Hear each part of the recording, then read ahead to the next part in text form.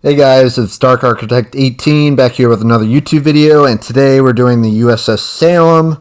So we're going to be doing some gameplay and such, and then breaking down the stats, armor, commander, and then the gameplay. But before I get into that, I just want to say I do ship reviews, Dev Strike videos, and much more. So before I start, make sure to like the video and subscribe to the channel. Really appreciate that.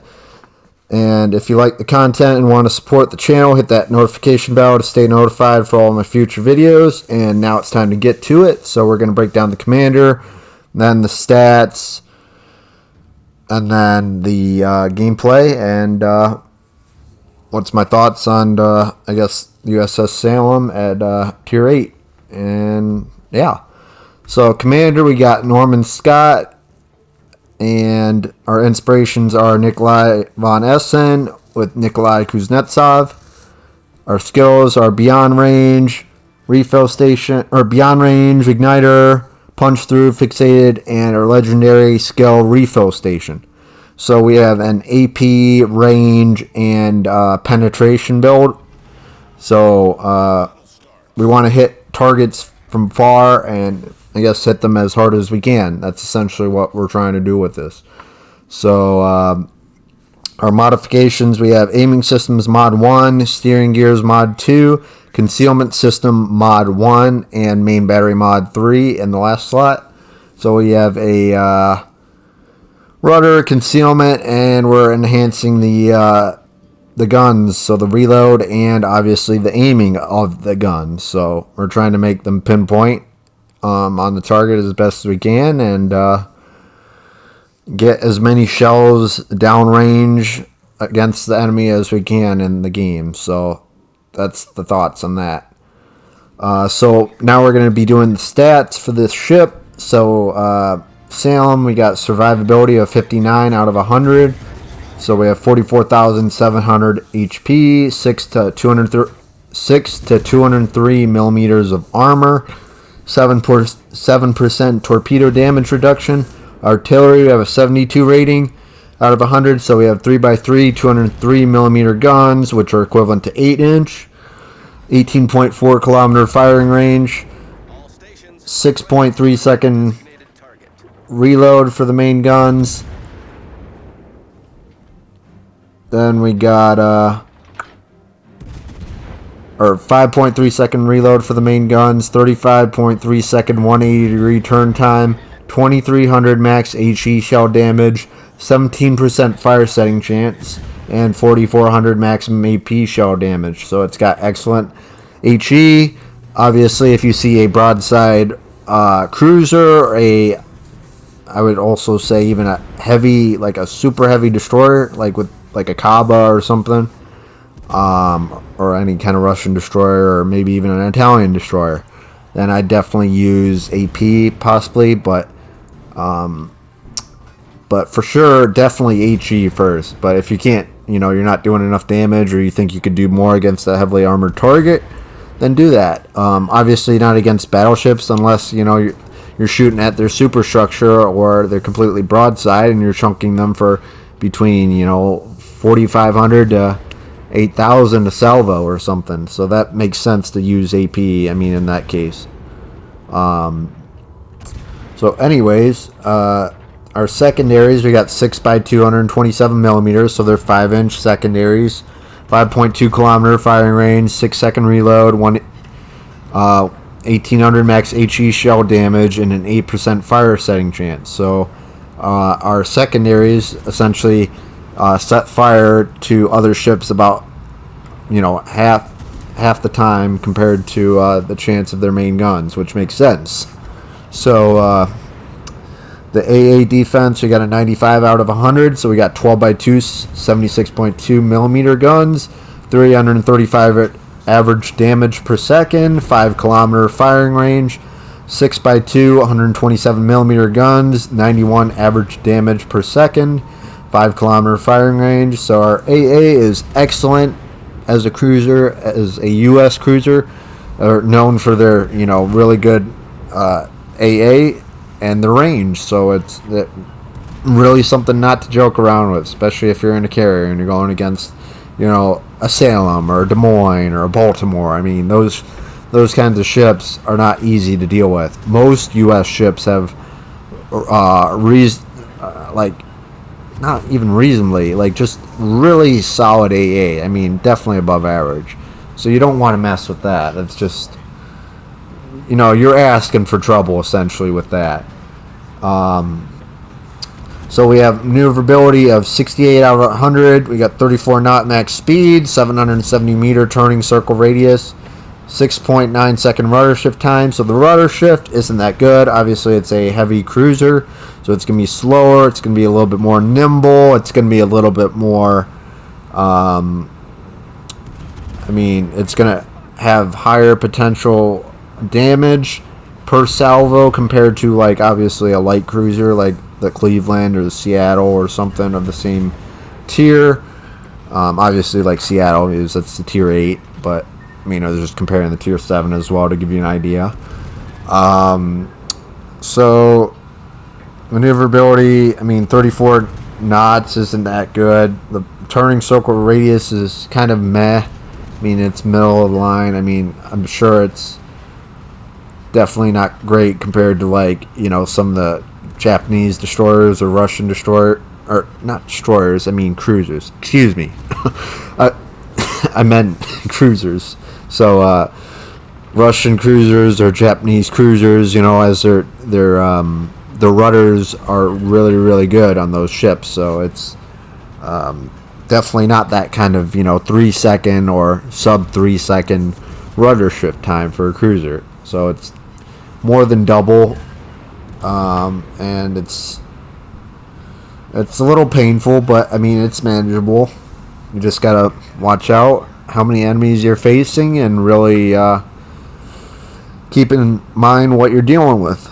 So as you move up in the battle, like I'm doing here, so which I'm starting from center and I'm moving towards the D cap, more towards the C cap. We're moving our way up, but anyways, our concealment, we got a 63 out of 100, 11.2 kilometer detectability range by sea, which is pretty good. It's definitely, I would say, above average. Most cruisers are sitting around a concealment of probably 11.7 to like 13.5 even, I guess, on some of the super long cruisers or the cruisers that just have, they're either really long, which is they're at tier 8 or tier 7 or even at legendary tiers. So they're bigger cruisers. They have definitely a higher detectability range than some of their counterparts. We got 18.4 kilometer detectability after firing main guns, 13.2 kilometer detectability when the ship is on fire, 7 kilometer guaranteed detectability by air, 11.1 kilometer detectability while firing main guns, 10 kilometer detectability when ship is on fire, 2 kilometer guaranteed detectability range, 7.5 kilometer detectability while firing in smoke. So this ship's got, it's got good HP, it's got radar, it's got defensive AA, it's got its heals.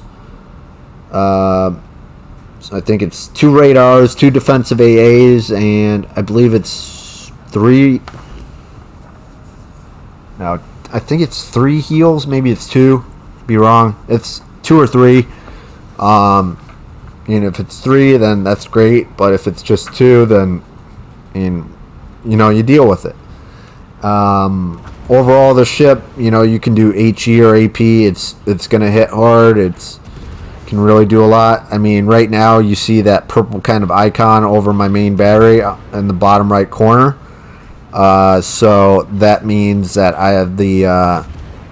I've reached 30,000 damage twice. So obviously I have, and you're gonna see it switch to the ×3 pretty soon, which you just saw it there. So it hits 90,000 damage. So every 30,000 damage increment for your epic boost, it enhances whatever that ability is. So you have to look at that epic boost for what you're doing with your ship. Consider, what you're doing exactly. So I'm doing main guns, not really fire chance, but main gun, alpha damage, range, my ability to penetrate, heavily armored targets such as battleships or cruisers with more armor, and yeah, really just kind of break it down to what you want and how you're going to build it towards that. I mean, it doesn't have to be 100% towards that. It can be with your commander build, but you got to kind of just reason it out for yourself and say, does this make sense? What am I doing, with this commander build? Like mine is range, penetration and accuracy. And then obviously I have a little bit of range, but I mean, that's kind of a given at tier 8 or tier 7 and above, really. I mean, so we're just supporting the cap at B, essentially. We started towards the middle spawn, now we went up towards D, cut towards the B cap to support it. So we're taking out the Yamato, we're setting the Yamato on fire, setting the Veneto on fire. So we're just trying to focus different areas on the ships and set fire to them. So yeah, so we got a rune coming up, so I see him and I'm definitely getting out of the way. So I'm not dealing with that, so I got to get out of here. So we got the Veneto, he's almost dead, so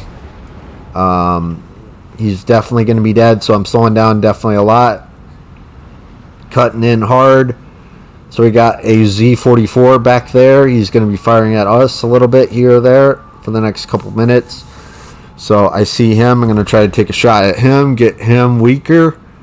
Maybe try to take another shot, aim up a little bit higher if we can, get some damage if we can.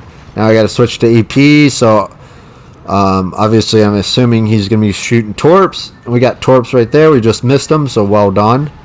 So we're going to try to fire some AP at this rune, really, and try to get rid of him. So we're going to do some torpedo beating on each side, from both sides, which was actually well done by me. Having torps from the destroyer and torps from the rune. So he's going to switch to his other side for his torps because he didn't get me there. And yeah, we're sitting at 162,000 damage, a high caliber.